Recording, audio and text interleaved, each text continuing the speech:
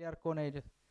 El martes a la madrugada el Señor me inquietó, me levantó temprano en la mañana y de eso que uno no quiere, ¿verdad? Me levanto, no me levanto, ¿qué hago? Bueno, finalmente obedecí al Señor y me fui al salón de casa y empecé a leer la Biblia porque me levanté con un libro de la Biblia y con un capítulo concretamente. Entonces me levanté, abrí la Biblia y empecé a leer.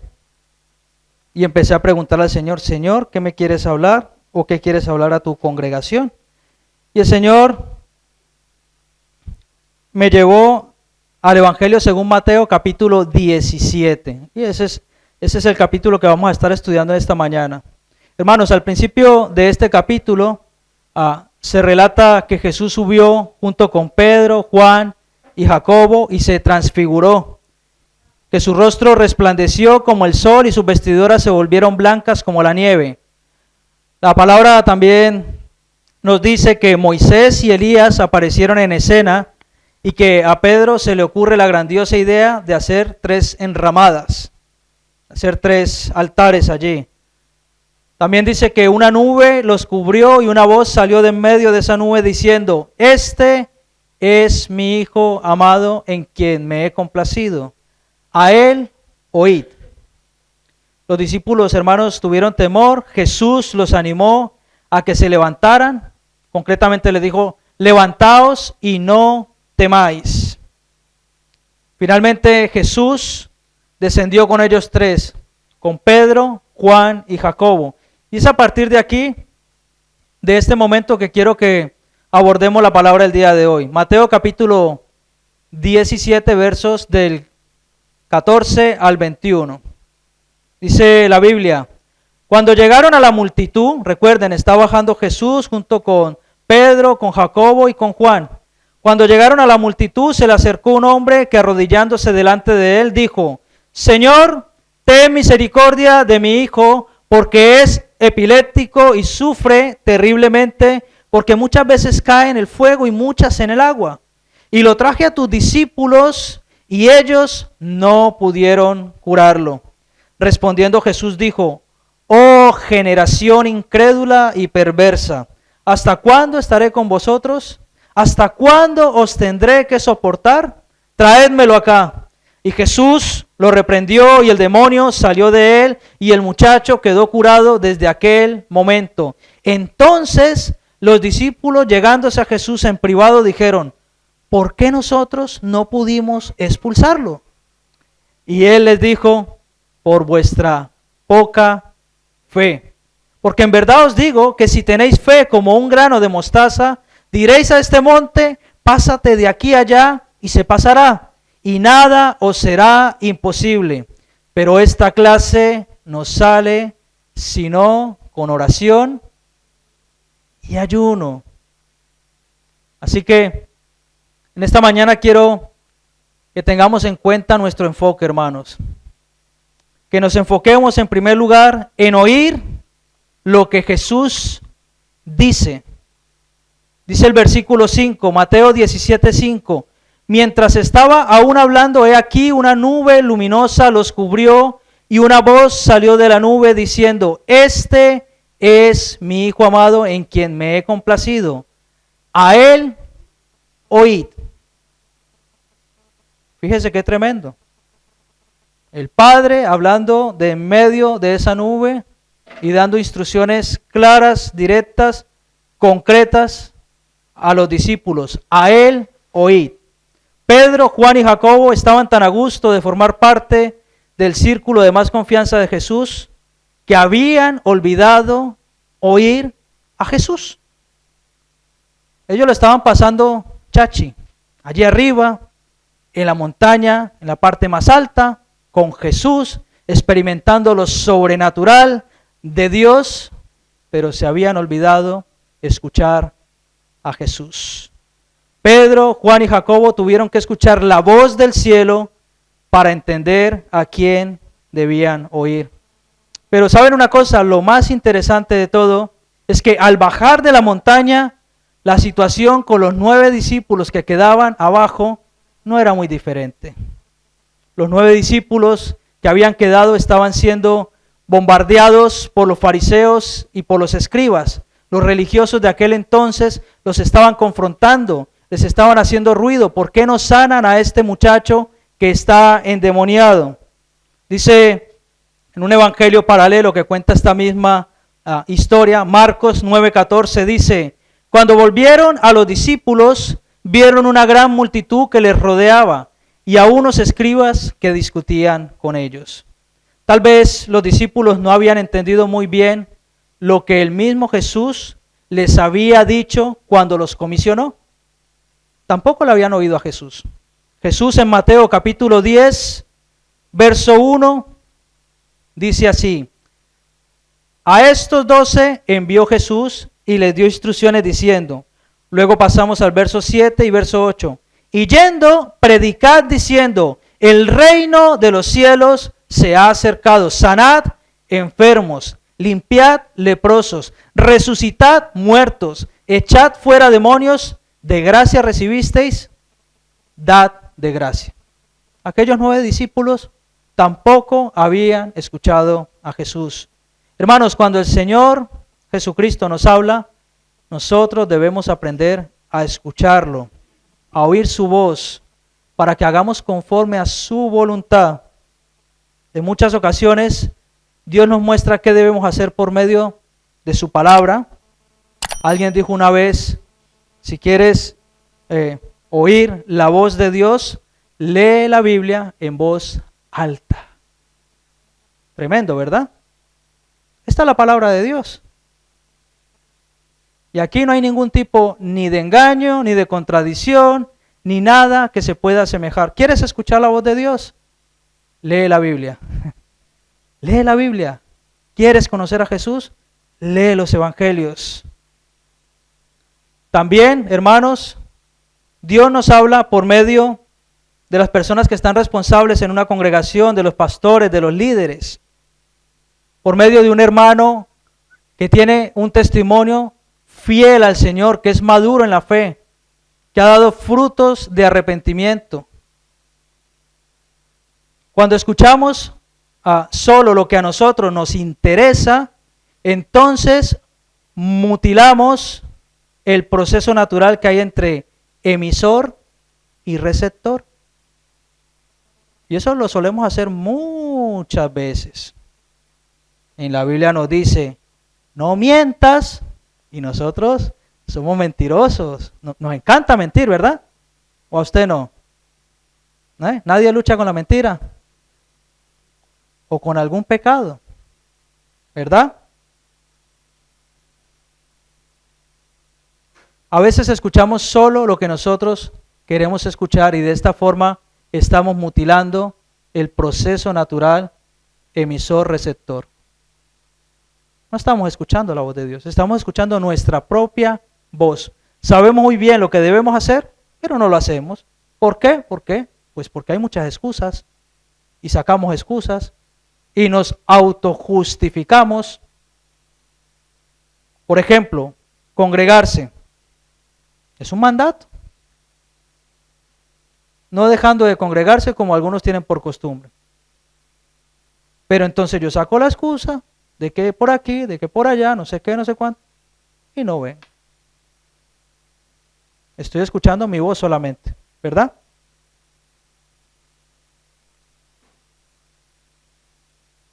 Hay diferentes testimonios al oír la voz de Dios. Misioneros, por ejemplo, ahora en la escuela dominical están aprendiendo acerca de Hudson Taylor, un misionero británico, médico, que escuchó la voz de Dios a los 4 años de edad. Escuchó que Dios le llamaba al ministerio y él desde muy pequeño, él sintió el llamado de ir a la China. Y él obedeció lo que Dios le dijo. Y tenemos una historia tremenda acerca de este misionero, de cómo abrió camino en la China, esa China roja, comunista, esa China cerrada por completo, donde él pudo abrir muchas obras, donde pudo ganar muchas almas para nuestro Señor Jesucristo. Tenemos también la historia de nuestro querido amigo que nos ha estado visitando estos 2 últimos fines de semana, John Davy. ¿Recuerdan? Un hermano con un testimonio tremendo. musulmán desde pequeño. Y Dios le habló y él obedeció la voz de Dios. La pregunta en esta mañana sería, ¿a quién estás oyendo? Y cuando oyes la voz de Dios, la pregunta sería, ¿obedeces?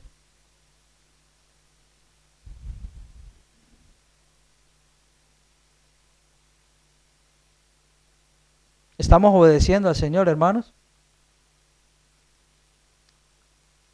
La Biblia misma dice que la fe viene por el oír y el oír la palabra de Dios. ¿A quién estamos oyendo? Necesitamos, hermanos, enfocarnos y afinar nuestro oído, abrirlo para escuchar lo que Dios está demandando de nosotros, de forma individual, de forma particular en mi casa, con mi familia, pero también de forma congregacional, como iglesia. Porque Dios no está ocupado única y exclusivamente de tus cosas personales, que es normalmente cuando nos desenfocamos, cuando nos centramos en nosotros mismos, en mi problema, en mi escasez, en mi falta de empleo, en la documentación, en mi enfermedad, lo que sea. Y no escuchamos al Señor. Entonces nos vamos desviando. Y al final, ir al culto, congregarnos, pasa a un segundo plano. Y al final viene la muerte espiritual. Y al final, Dios tiene misericordia. Porque Él es bueno. Hay un himno muy precioso que dice, bueno es Dios, siempre fiel. Lo han escuchado, ¿no? Así que, en primer lugar, hermanos, debemos enfocarnos en oír lo que Jesús dice, pero también debemos enfocarnos en creer lo que Jesús hace. Dice Mateo 17:14, cuando llegaron a la multitud, se le acercó un hombre que arrodillándose delante de él dijo, Señor, ten misericordia de mi hijo, porque es epiléptico y sufre terriblemente, porque muchas veces cae en el fuego y muchas en el agua. Qué tremenda imagen la que encontramos aquí, un padre totalmente desesperado. Su hijo, según dice la escritura, llevaba así desde niño. Y fíjense qué bonito, la actitud de este hombre fue de humildad pura. Se postró delante de Jesús. En ese contexto no era normal postrarse delante de alguien, y mucho menos de un predicador iterino, como era visto Jesús en ese entonces. En los momentos, hermanos, que no encontramos salida es cuando nuestras piernas no se aguantan en pie y caemos de rodillas. Muchas veces parece ser que nos gusta llegar al límite, al punto más bajo, para poder doblegar nuestras rodillas. Y no es necesario, hermanos. No escojas el camino más difícil.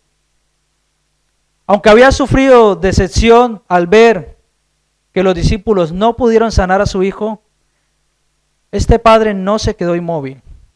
Enseguida que tuvo otra oportunidad, intentó de nuevo provocar el milagro de Dios para su vida, porque Dios honra la fe.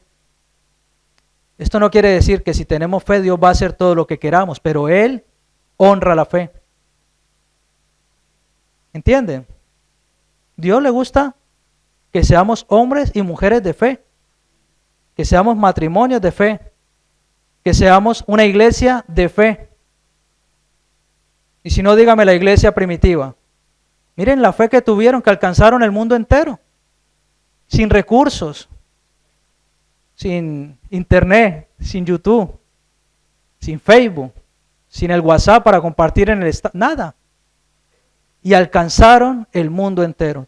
Eran hombres y mujeres llenos de fe y sabían muy bien cuál era el propósito de Dios para sus vidas. Y es por eso, hermanos, que debemos estar atentos a las convocatorias, a los eventos que se realizan, a acudir a los cultos y reuniones de oración, porque Dios nos quiere hablar y su precioso Espíritu Santo quiere sanarnos, quiere liberarnos, quiere restaurarnos. Pero nosotros debemos poner en marcha la fe. Aquí hemos visto milagros, hermanos. Pero no ese es el objetivo por el que usted tiene que venir. única y exclusivamente. Primero su salvación. Y como añadidura, todo lo que Dios, todas las bendiciones que Dios quiera darle. Pero si hay una convocatoria y decimos, vamos a estar orando para que Dios nos sane, para que Dios sane las enfermedades, para que Dios libere al que está cautivo, para que Dios restaure, para que Dios traiga perdón, para que traiga sanidad, para que traiga aliento, anímese y apúntese. Nada hay más importante que estar en la presencia de Dios. No hay nada más importante que estar en la presencia de Dios.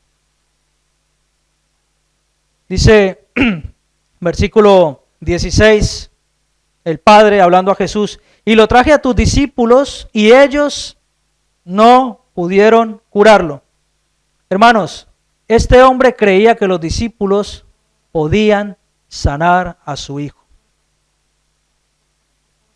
¿Cómo lo ve?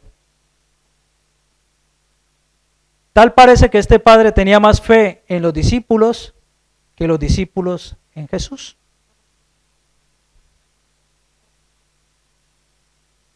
Jesús los había comisionado. En Mateo capítulo 10 les había dado una orden concreta, pero ellos no habían podido hacerlo. Y esto no es nada que me invente, Jesús les está reprendiendo por su poca fe. Está escrito. Santiago 1:22 dice que nosotros debemos ser oidores y ¿qué más? Santiago 1:22 dice, pero sed hacedores de la palabra y no tan solamente, y después que dice, engañándoos a vosotros mismos. Entonces, a partir de ahora, comprométase delante de Dios, mínimo, a que cuando se levante, haga una oración, a que lea una porción de la palabra. No sea solamente oidor, hágalo vivo en su vida, póngalo en práctica. Dios honra esto, hermanos. Pero si yo digo que soy cristiano y no leo la Biblia ni hablo con Dios, me estoy engañando a mí mismo.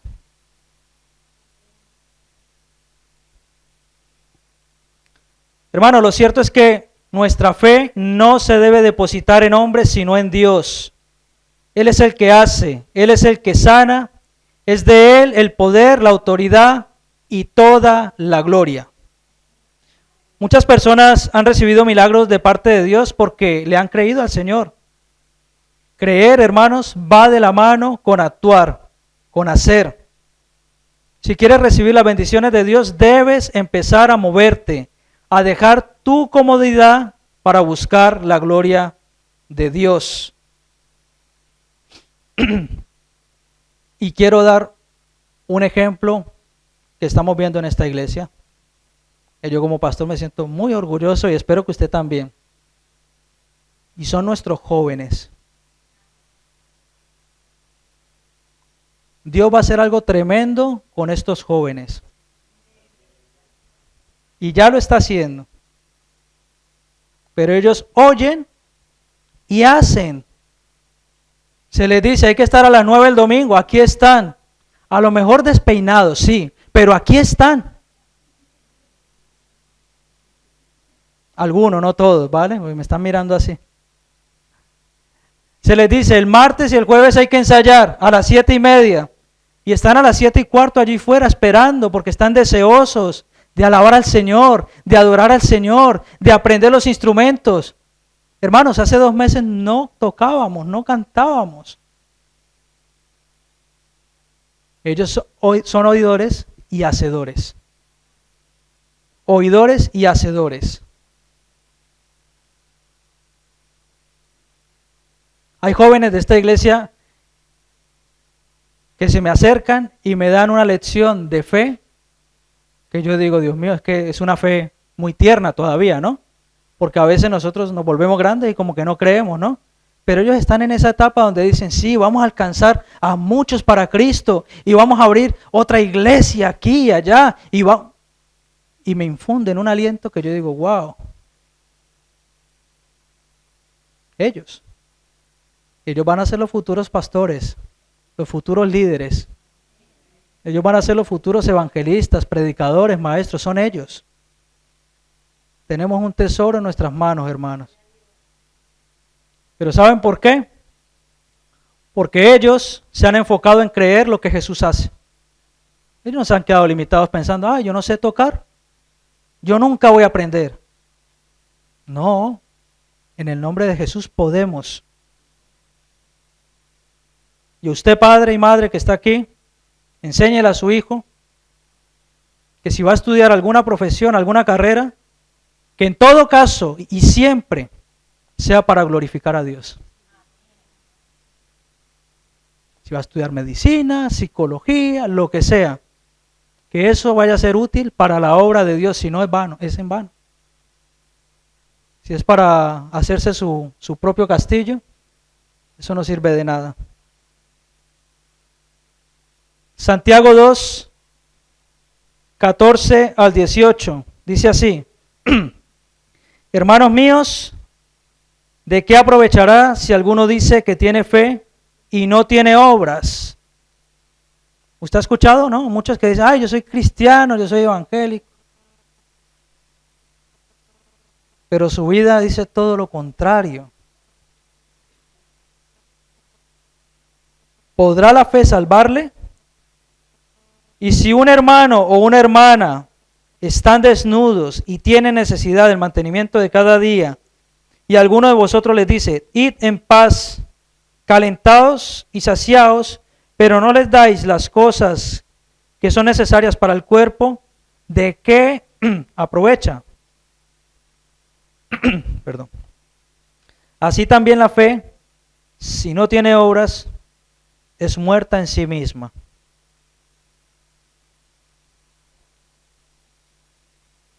Nosotros no hemos sido salvos por obras, como algunas religiones enseñan que la salvación es por todo lo que uno pueda llegar a hacer para obtenerla.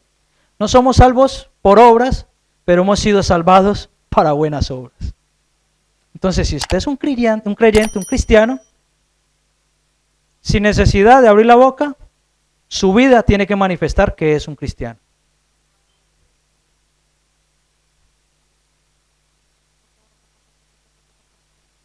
Pero alguno dirá, tú tienes fe y yo tengo obras. Y dice Santiago, muéstrame tu fe sin obras y yo le mostraré mi fe por mis obras. Qué tremendo, ¿verdad? Santiago, este Santiago es Jacobo. Es el mismo que está en ese círculo cercano de Jesús, subiendo a la montaña, viendo a Jesús transfigurándose. Años después escribe esta declaración certera acerca de lo que es la fe.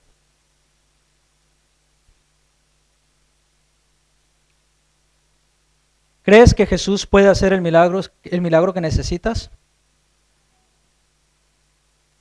¿Qué estás haciendo para provocar ese milagro?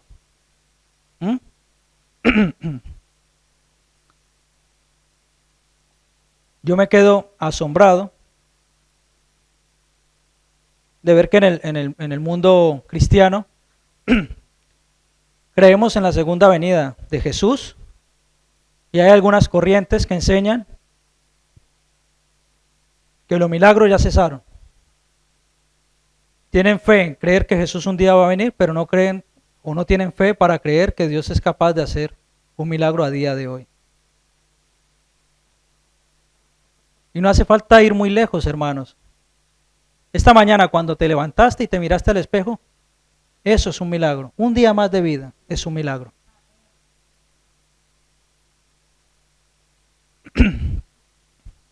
¿Qué estás haciendo para provocar ese milagro? Ay, que necesito trabajo y estoy orando a Dios. ¿Y fuiste a llevar el currículum? No, estoy esperando que me llamen. ¿Pero lo mandaste, lo llevaste? No. ¿Qué estás haciendo para provocar el milagro? Es una fe sin obras, es una fe muerta. Es una fe de labios para afuera. O como aquel que quiere conquistar una chica, ¿no? O una chica o un chico. ¿Qué estás haciendo para conquistarla o conquistarlo?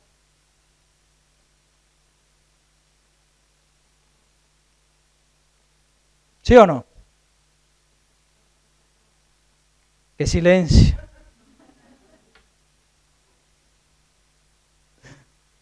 ¿Es así o no? Se provoca el milagro, ¿no? Luego algunos se arrepienten del milagro y dicen, uy, Señor, yo hubiera sabido que este milagro era así.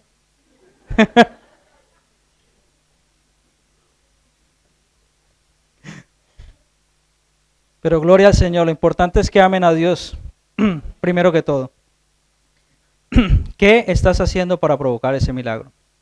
Hermanos, así que hemos visto que debemos enfocarnos en oír lo que Jesús dice, pero también debemos enfocarnos en creer lo que Jesús hace.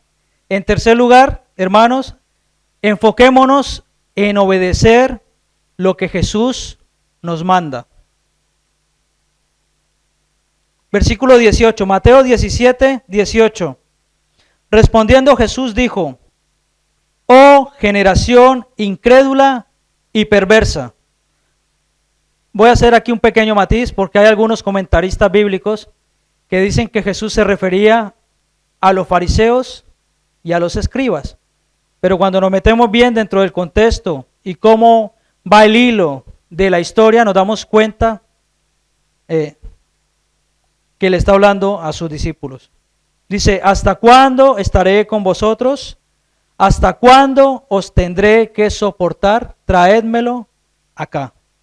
Aquí podemos observar a Jesús bastante enfadado al ver que sus discípulos, aquellos que habían quedado abajo para llevar a cabo el mandato de predicar el evangelio, de sanar a los enfermos y de expulsar a los demonios, no lo estaban haciendo tal y como el Señor lo había dicho. Tomar un poquito de agua.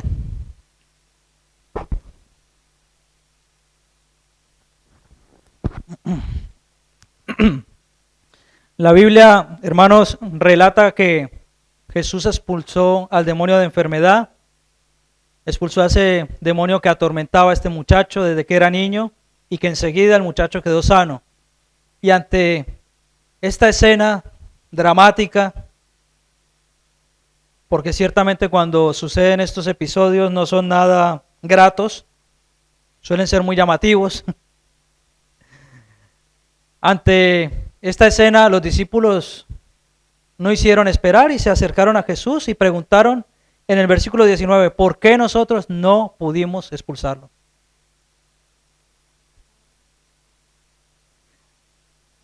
Y ante cualquier pronóstico contrario, porque siempre que leemos esta porción de la palabra, nos enfocamos única y exclusivamente en la oración y en el ayuno. Aquí Jesús les dice claramente, por vuestra poca fe. Pero es que va enlazado. Dice versículo 20, por vuestra poca fe, porque en verdad os digo que si tenéis fe como un grano de mostaza, diréis a este monte, pásate de aquí allá, y se pasará, y nada os será imposible. Y vuelvo y reitero, hermanos, a Dios le gusta que seamos hombres y mujeres de fe. ¿Cuántos tienen fe en esta mañana? La fe es algo que viene intrínseco en nosotros. Todos tenemos una medida de fe. Luego hay un don de fe, que es otra cosa, pero todos tenemos una medida de fe. Y ahora cuando automaticen las guaguas que no hayan choferes, más fe tenemos que tener porque no va nadie conduciendo. Y vamos a tener que confiar de que no va a pasar ningún accidente, ¿verdad? Cada vez tenemos más fe en la tecnología, ¿verdad? Dios espera que nosotros tengamos fe, hermanos. Dios espera que nosotros pongamos la fe por obra. Si tenemos fe, lograremos proezas en el Señor. La fe es el compuesto activo para experimentar la naturaleza de Dios.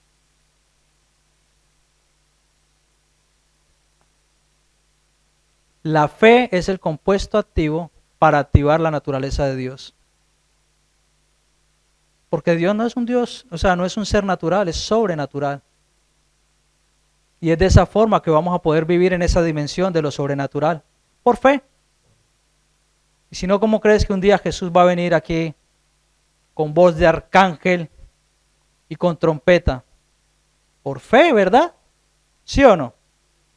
Algunos dicen que el rapto existe, que no existe, que la segunda venida, milenialista, muchas corrientes teológicas, pero Jesús viene. Él lo prometió y lo creemos, ¿verdad? ¿Sí o no? Por fe. Si eres capaz de creer eso, ¿cómo no puedes creer que Dios es capaz de hacer un milagro en tu vida?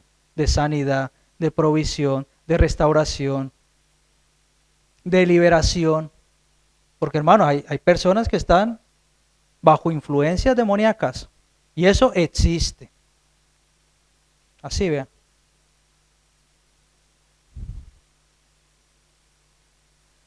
El Señor sentencia esta historia con una verdad enorme, como es el hecho de llevarla a cabo, aquella verdad. Tal realidad es la de estar unidos a Dios en completa comunión con Él.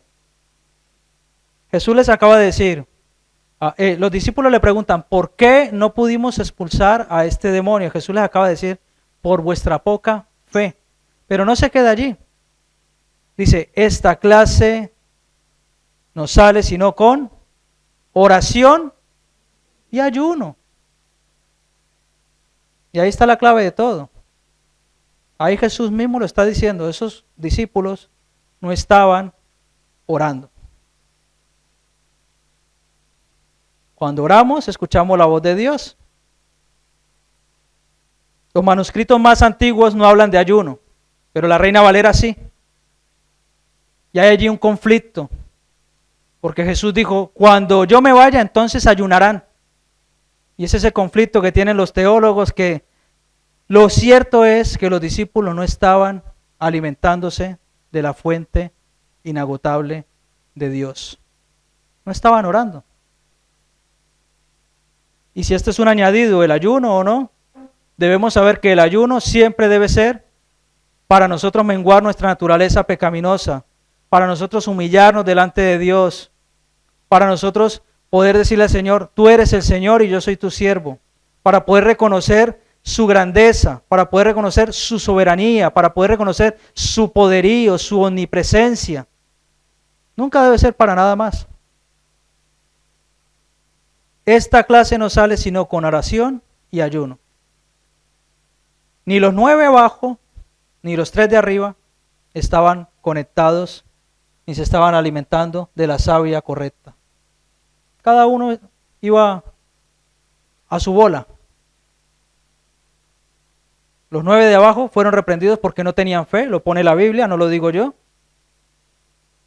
Y Jesús les manda a que oren más y ayunen. Entonces algo estaban haciendo mal.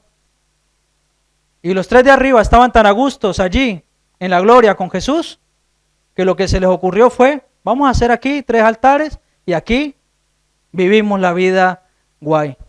Pero no se habían dado cuenta que abajo había una misión que hacer. No eran conscientes que tenían que bajar del monte para poder alcanzar a otros, para poder liberar, sanar, para poder compartir la buena noticia. Hay una historia de la calle Azusa, todos la conocen, creo yo, ¿no? O más o menos todos. Es una historia de avivamiento al sur de California. Un hombre de color, hijo de esclavos, con un ojo de cristal, marginado en tiempo de marginación, de discriminación racial en Estados Unidos. Un hombre que le creyó a Dios y que oraba, y que oraba, y que oraba, y Dios se glorificó por medio de ese hombre. Oraba y ayunaba. Hay un diario que una persona se tomó el trabajo de ir escribiendo las crónicas de lo que sucedía en aquel lugar. Se llama Apostólica Faith, fe apostólica. Y era un hombre secular el que escribía ese diario. Y allí, en esas crónicas, relataba todo lo que acontecía dentro de aquella vieja fábrica de madera, porque era una vieja fábrica de madera donde se reunían a orar, y este hombre oraba y oraba y oraba, y lo único que hacía era orar y orar y orar. Y dice la palabra de Dios, no, dicen las crónicas aquellas y la historia, si quieren la pueden buscar en YouTube, en el Google la van a encontrar, Avivamiento de Azusa. Dice que pastores, líderes, responsables de todas las denominaciones, asambleas de hermanos, bautistas, carismáticos, pentecostales, presbiterianos, metodistas, protestantes, toda clase de iglesias venían allí, toda clase de hombres, y dicen que la presencia de Dios era tan fuerte en ese lugar que caían de rodillas pidiendo perdón a Dios, porque es eso lo que hace la presencia de Dios, hace ver nuestro pecado, hace ver nuestra naturaleza pecaminosa, hace ver lo malo que somos, y no nos podemos rendir, no podemos hacer otra cosa que rendirnos delante de Dios. Dice que mucha gente era bautizada con la glosolalia, con nuevos idiomas, gente que solamente hablaba inglés, empezaba a hablar chino.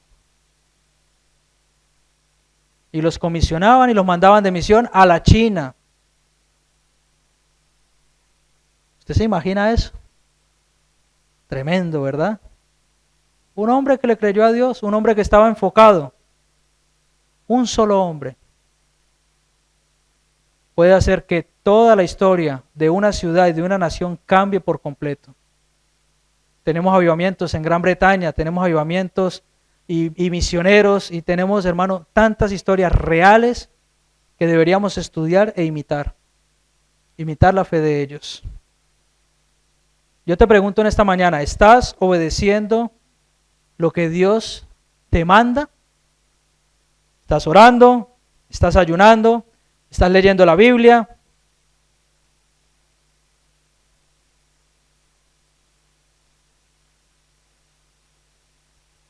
¿Tienes comunión a tal punto que creas que Él puede hacer el milagro que necesitas?